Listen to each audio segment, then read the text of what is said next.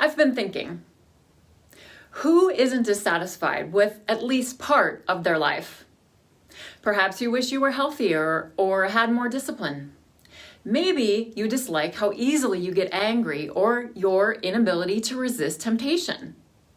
Today, we will explore how to judge ourselves less with the secondhand advice from the book Radical Acceptance by Brach. We often dwell on these flaws of ours. We beat ourselves up over our imperfections. It doesn't need to be like this. We'll learn techniques originating from the Buddhist principle of radical acceptance. By applying radical acceptance to your own life, you'll become a better, calmer, and more well-rounded person. Today, we'll discuss why the story of Adam and Eve might not serve us best, how to stop losing your temper with a naughty kid, and why you need to stop running away from your feelings. Have you ever dreamt that you're desperately trying to do something, like climb a hill or run away from an attacker, but regardless of your physical efforts, you can't move? These dreams symbolize that deep down, the dreamer feels inadequate, as if she's destined to fail forever. It's no surprise we feel like this. We usually move through our everyday lives in the same preoccupied way as we do in these dreams, as lead characters focused on a narrow objective that continually appears to thwart us. Think about how many of us go through life entirely preoccupied with our efforts to go somewhere or achieve something. Even when participating in enjoyable tasks like spending time with our friends or playing with our children, we're often mentally replaying our worries and our plans for the future. Instead of enjoying the moment, we're thinking about what we need to do next. But just like the top of those unclimbable hills of our dreams, the future is a phantom place. It will never get here, and our chase will always fail. Why do we worry nonstop about where we're going? Thanks to Western ideals, many of us feel insufficient, that what we're doing now isn't adequate. Consider Western culture's central myth, that of Adam and Eve and their banishment from Eden. This story of original sin teaches us that people are fundamentally flawed and that they must frequently struggle to redeem themselves if they wish to reclaim access to heaven. No wonder then we feel like we're falling short. We're told that who we are and where we are isn't sufficient from our earliest years. Thankfully for us, this isn't the only worldview. There's also Buddhism, which teaches that humans are inherently loving, smart, and compassionate, not flawed or sinful. The Buddhist perspective is that you're doing just great as you are. Let me share a story about a white tiger called Mohini. Mohini lived in the National Zoo in Washington, D.C. in the 1970s.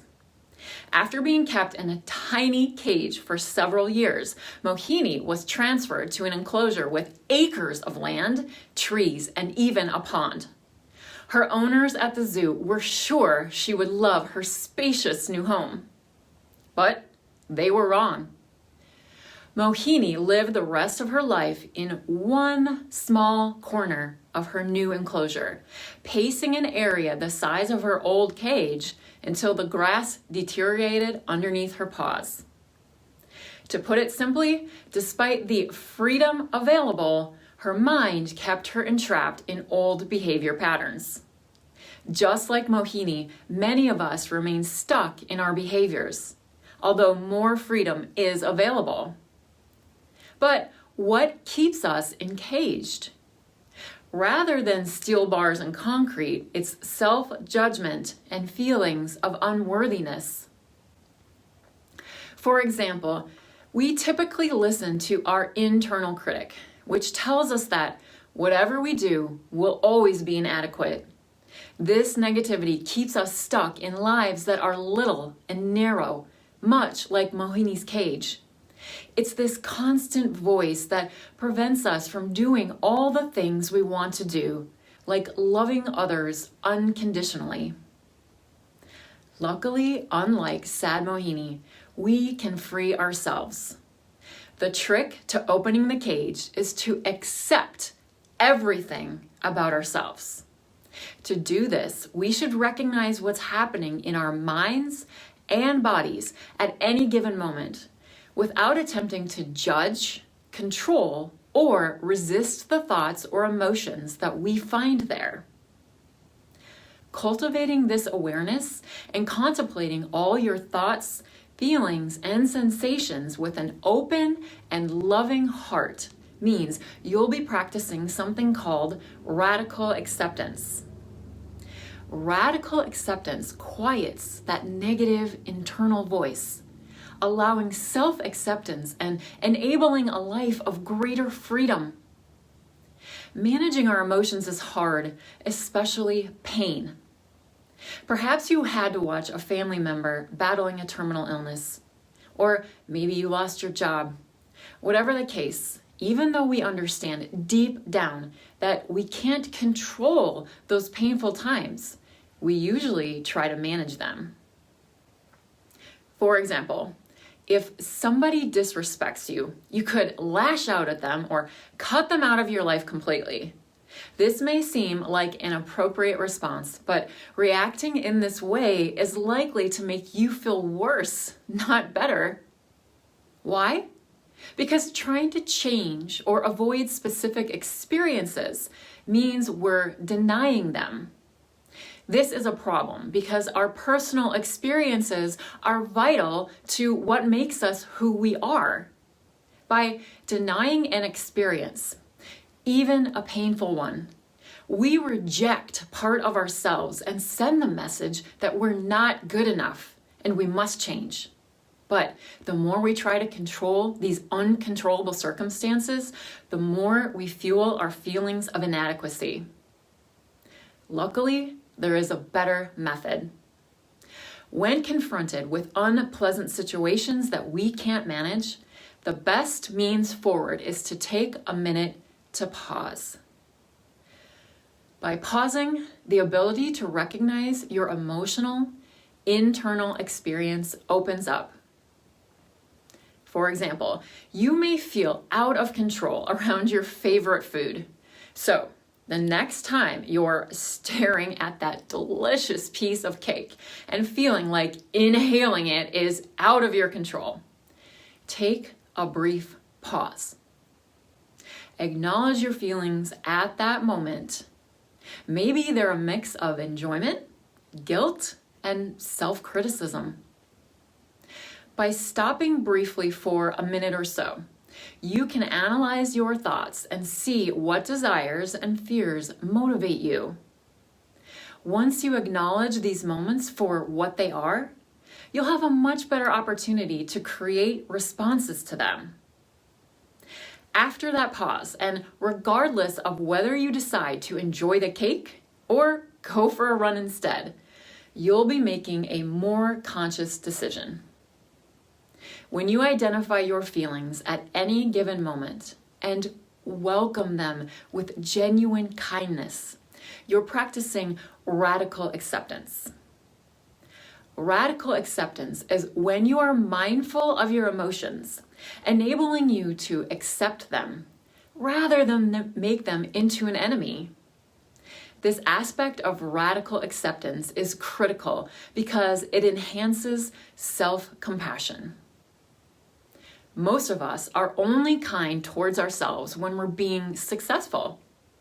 As soon as we fail at something, we self-criticize and reject the parts of ourselves that are imperfect. But ask yourself, would you treat a good friend that way if they failed at something? Hopefully not. It can be challenging, but attempt to treat yourself with the same compassion and understanding you'd give to your closest friend. One way to practice self-compassion is to focus on our physical sensations and be in touch with our bodies. When someone disappoints you, it's easy to become angry. Focusing on the link between mind and body will help you make better decisions. Unfortunately, many of us are out of touch with our bodies to the extent that we occupy a completely mental world. We don't pay sufficient attention to our physical experiences from minute to minute since we're continually planning what we'll do next. For example, when you hug a friend, have you ever determined how long you should hug until you pull away? This is unfortunate because ultimately, experiencing physical sensations can give us a sense of feeling alive and connected with every part of life. Even feeling raindrops on your face can awaken your senses if you allow yourself to focus on the experience for enough time. Self-judgment might shield you from pain, but pain can help you find your deepest self. Often, it's tough to love ourselves. Most of us are so tough on ourselves and continuously criticize ourselves.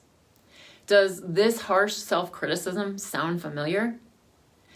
The reason we act like this is to protect ourselves from suffering. This self-criticism acts as a defense mechanism. Instead of allowing ourselves to feel vulnerable, jealous, or fearful, we hide these agonizing feelings with unnecessary self-judgment.